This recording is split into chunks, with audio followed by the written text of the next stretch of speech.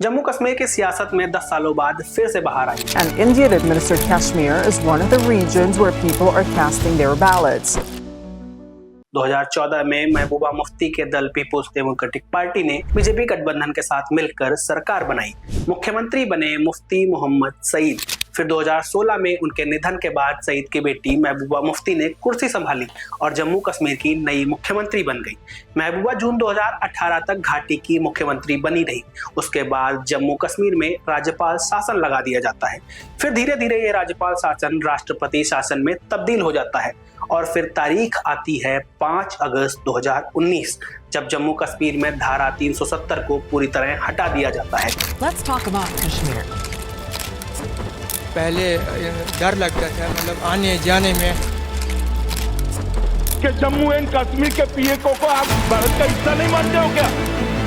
जम्मू कश्मीर एक विशेष राज्य नहीं बल्कि भारत का एक केंद्र शासित प्रदेश बन चुका था। अब तक जम्मू कश्मीर को 2 हिस्सों में बांटा जा चुका था, एक खुद जम्मू कश्मीर और दूसरा लद्दाख। भले ही दोनों राज्यों को केंद्र शासित प्रदेश बनाया गया, पर दोनों में कई अंतर भी छोड़े गए और सबसे बड़ा अंतर ये था कि लद्दाख में अब किसी भी प्रकार की कोई असेंबली मतलब विधानसभा और विधान परिषद नहीं होगी, पर जम्मू कश्मीर यूनियन टेरिटरी होने के साथ वहां अपनी खुद की विधायिका बनाई जाएगी। दिल्ली के बाद जम्मू कश्मीर अब दूसरा राज्य था जिसके केंद्र शासित प्रदेश होने के बावजूद अपनी खुद की असेंबली होगी। मतलब वहां चुनाव तो होंगे, मुख्यमंत्री भी बनेगा, पर ढेरों पावर्स अभी भी गवर्नर के पास ही रहेंगे। जम्मू कश्मीर से धारा 370 हटाए जाने के बाद ये पहली सरकार है और शपथ लेते ही उमर अब्दुल्ला केंद्र शासित जम्मू कश्मीर के पहले मुख्यमंत्री बन गए। कांग्रेस ने उमर अब्दुल्ला की पार्टी नेशनल कॉन्फ्रेंस के साथ गठबंधन किया।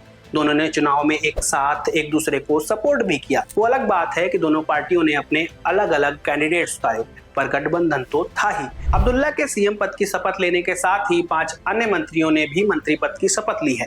इसके साथ ही सुरेंद्र सिंह चौधरी को डिप्टी सीएम बनाया गया है। सुरेंद्र चौधरी को डिप्टी सीएम बनाकर उमर अब्दुल्ला ने संदेश देने की कोशिश की है कि घाटी में हिंदू और मुस्लिम दोनों का विकास एक साथ निहित है।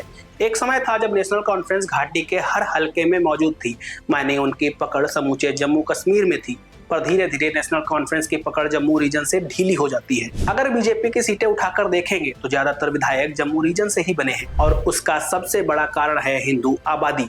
ऐसे में सुरेंद्र चौधरी को डीसीएम बनाकर नेशनल कॉन्फ्रेंस एक बार फिर जम्मू में अपनी पैठ बनाना चाहती है। सुरेंद्र सिंह चौधरी की बात करें तो वो राजौरी जिले के नौशेरा विधानसभा सीट से जम्मू कश्मीर के अध्यक्ष रविंद्र रैना को हराकर विधायक बने हैं। ऐसे में उन्हें डीसीएम बनाकर एनसी ने उन्हें एक बड़ा इनाम दिया है। 2014 में विधानसभा चुनाव के दौरान सुरेंद्र सिंह चौधरी और रविंद्र रैना के बीच मारपीट भी हो गई थी।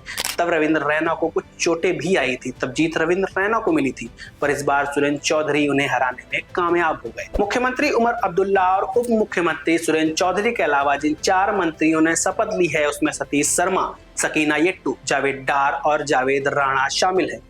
जम्मू जिले में 11 विधानसभा सीटें हैं जिसमें 10 सीटों पर बीजेपी के उम्मीदवार जीते हैं। छंब जम्मू की इकलौती विधानसभा सीट है जिस पर किसी गैर बीजेपी उम्मीदवार ने जीत दर्ज की है। सतीश शर्मा जम्मू जिले से आने वाले इकलौते गैर बीजेपी विधायक हैं और निर्दलीय चुनाव जीते हैं। ऐसे में उन्हें मंत्री बनाना ये स्पष्ट करता है कि अब एनसी जम्मू को साधने में जुट गई है।